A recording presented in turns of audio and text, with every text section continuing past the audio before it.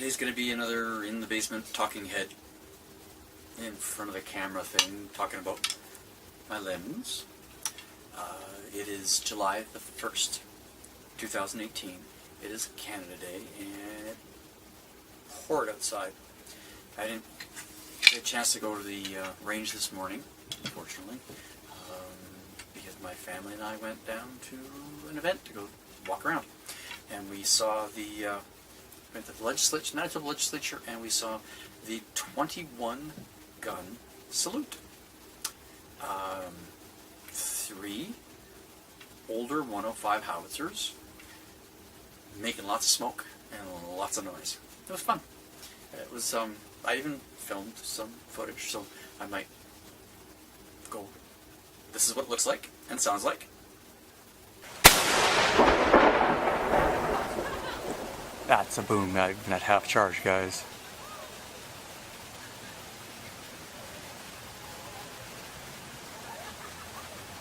I'm going to talk some more about my Cosmo kinetic energy, kinetic limbs. Ones that broke.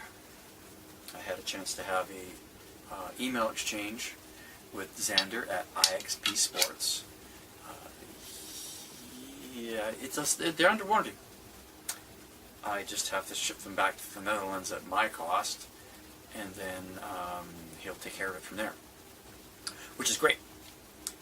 Except my cost to ship these back to the Netherlands will be about $65, $70, which is what these limbs are. These limbs are worth about $110 because they're economy limbs, right? I mean, so it's like it's not really worth it. I mean, I bought these as an experiment anyways. I'll live without them, and I'll just, at some point, I'll buy another set of long limbs and try my experiment again. I haven't even had a chance to shoot with my target bow outdoors this year, just because I've been so busy. But I'm going to give a very quick and simple review of the Cosmo product. Yeah, I am disappointed for obvious reasons. I'm not disappointed in Xander or the service from IXP Sports. When you're buying stuff online, you have to understand that there are certain risks. I have purchased things from Xander before. I purchased a Kaya Firefox, which I'm very fond of, which I use. The first one developed a crack. I purchased actually 2 Kaya bows, a Windfighter, a 25-pound Windfighter, and a 60-pound Firefox. Great deal. Like, I mean, the deal was so hot it wasn't even funny. So when the other one cracked and it got damaged, and it scared me. I didn't want to string it ever again. So I sent it back to him, and the freight was about, I don't know, 70 Canadian dollars, and I was okay with that because the deal I'd gotten was so good that I was still way ahead of what I could have purchased it here in Manitoba. So that one worked out. This deal didn't work out. But that's part of the risk when you're buying product online. When you buy something online, you're not always going to get the same service as if you buy it at your local pro shop. There's an archery pro shop, Heartland Archery, which is also where Bulldog targets are manufactured. Walk out to my front, and I look across. I can actually see the building that they're based out of. You don't get the same level of support or service when you're dealing with online, and that's nothing against whatsoever against Xander. I'm very, very happy with the service that I've received from Xander. I was kind of hoping that, that my little bit of whining during our email exchange, that he would, offer me a deal to make up for this, but he didn't. And he was also under no obligation to do so. I mean, you have to understand, he is a reseller, and this is him doing his business or his hobby. I actually don't know. I only ever had email exchanges with them. You never see them face to face. When you go to a pro shop, you see people face to face. You talk to people on the phone, or you see them. You shake their hand. Hi, how you doing? so you know what you're getting yourself into. So it boils down to the buyer beware. I think that's called a caveat emptor. Buyer beware. I bought these. They failed. They are under warranty, and the person who sold to me is willing to rectify the matters for me with conditions. And the conditions are not unfair. So, but I bought these in October. I ordered them in October. I received them in November. Shot them 3 times. 3 times, yes. I apologize for being slow to remember. Shot them 3 times, and then they broke the 3rd time. So I'm going to put these down. Here's the other part of that order that I made in October. These are core archery limbs. They are also bamboo, laminated bamboo. I have been shooting these laminated bamboo limbs. These are short limbs, not long limbs like the previous ones. They are, what are they? 34 pounds. 34 pounds with the 20th inch riser I use this with. So it's only a 64 inch bow that I use this with to shoot my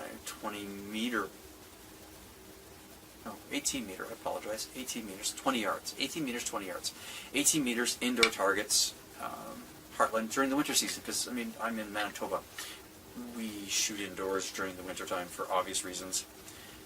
It's damn cold. And I do shoot target archery indoor, even though I haven't been shooting outdoors simply because of, well, my business peaks in the summertime, so I'm usually very busy. So these are the limbs that I've been using. I bought these as an experiment, and I compared them to the Kaya K1 maple limbs, also economy limbs, which I'm very happy with. I had a set of 34-pound limbs, which I was very happy with from Kaya. I have actually since sold them, and they've moved on to another family. And so I tested these head-to-head. Actually, I'll go grab my notepad and I will tell you, and I'll publish below exactly what the differences were between head-to-head, same riser, same kit, same archer, same arrows, shot it at 17 wing, didn't have a camera there to show it. Okay, how you doing, guys? This was a test that I did at 17 wing, November 12th, 2017. I was using my AliExpress purchased friendship riser, 23 inches. I was using my Kaya K1 limbs, which were maple core, 34 pounds at 28. My draw is 26 to the plunger, so I had 32 pounds on my fingers. I was using the X-Busters, which I've used in all the other tests because I want to stay consistent, and that way actually so I can compare my target bows when I do this. Well, when I do the speed tests and I try to use the same arrows all the time, I'm able to go across my different bows so that I can compare the different speeds of the bows. So, for example, I'll be able to give you a average over 10 arrows for this bow, and I'm able to tell you the average over 10 arrows for the 2 bows, the 2 limbs with the same risers that I'm about to discuss. So I got a brace height of 22 centimeters. My average, I know I'm going back and forth in my measurements between imperial and metric.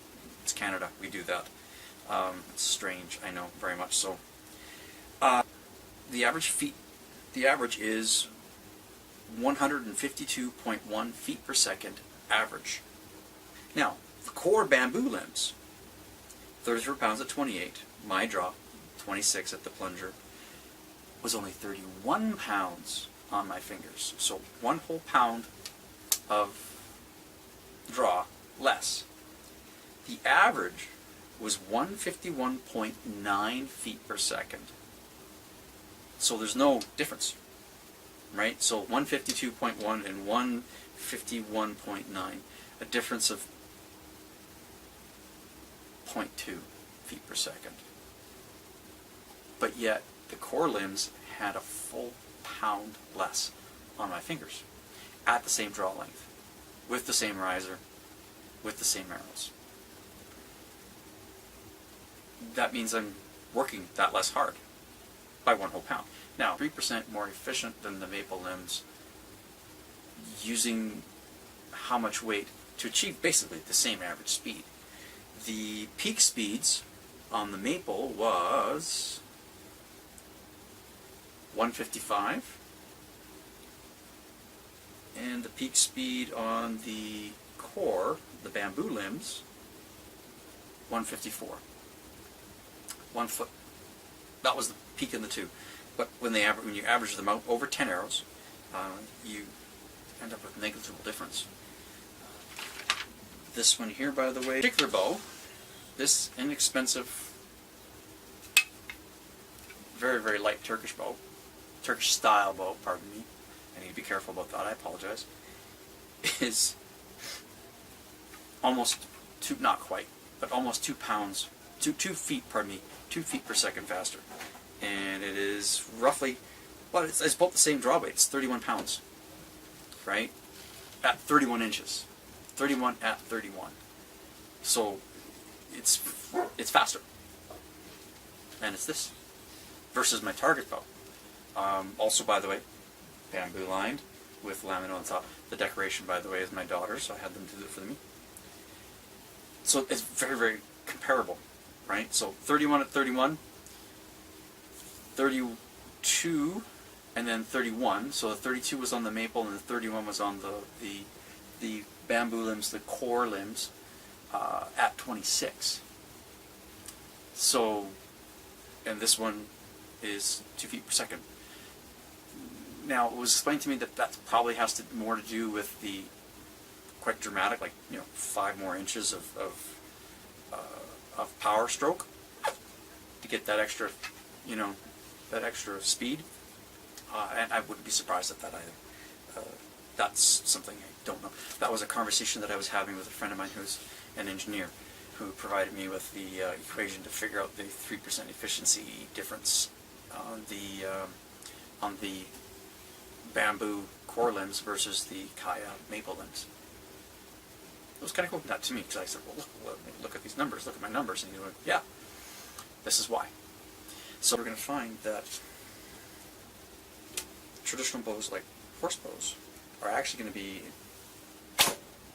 faster than comparable target bows with the same arrows, and that's very, very important, because with target bows you don't normally use the same arrows that you would use with a horse bow for obvious reasons. For one, you need a longer arrow to be able,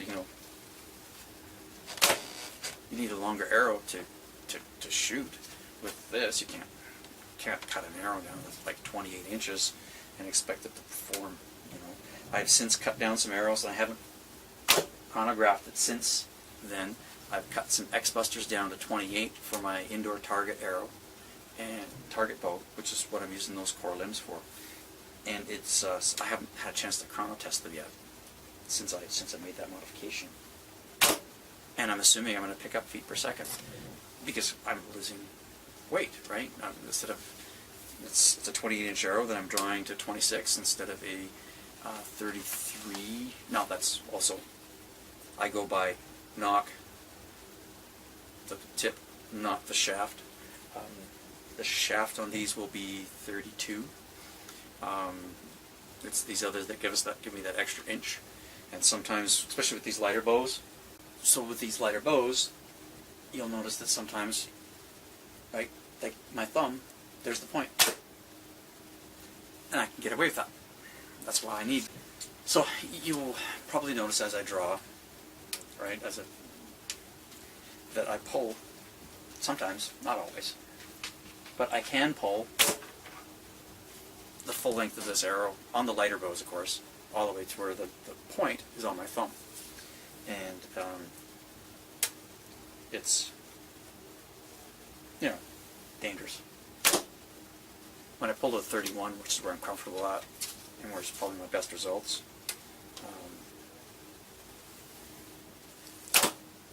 right about there. 2 arrows left. But it's that extra 5 inches of of distance of stroke versus the target bow, which by the way I am not putting together and I'm not shooting in the basement because it's just too tall for my basement. My basement's very, very short, and there's stuff in here that can be hit and cause damage. That's why I like using the shorter bows. The 47-inch Turkish is a really great bow for the basement because it's 47 inches. It's 47 inches strung. This is 50 strung? 50 strung. Yes, it's 53 unstrung and it is 50 strung. The differences between different bows with the same arrows. Well, these aren't the X-Busters, but these weigh the same as the X-Busters and they're the same length as the X-Busters, by the way. These particular arrows are 29 grams as well, which is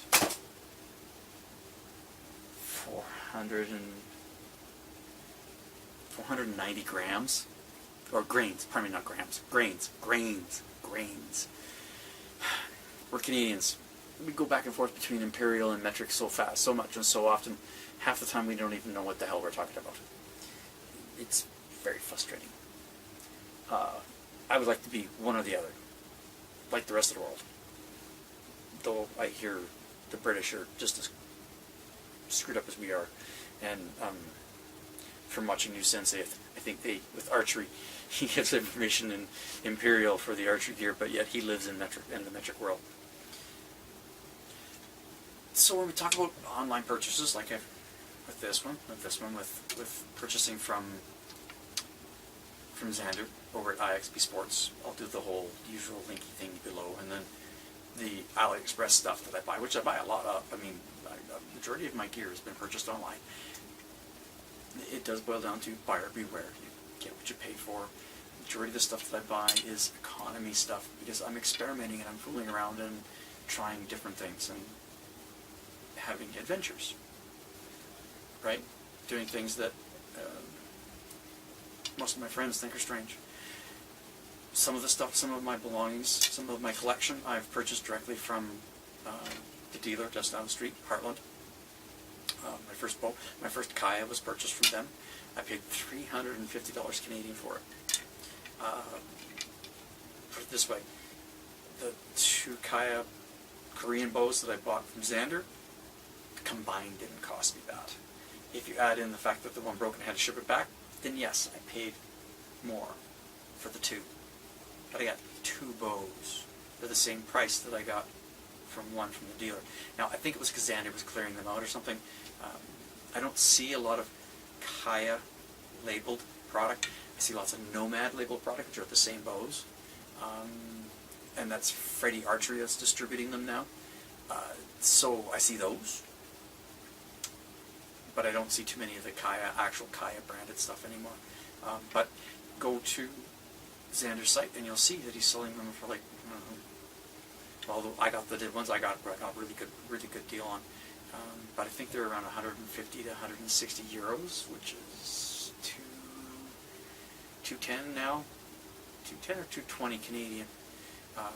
So they're still a very, very good price versus $350 Canadian. And those, like I said, I got those other ones that one day on sale.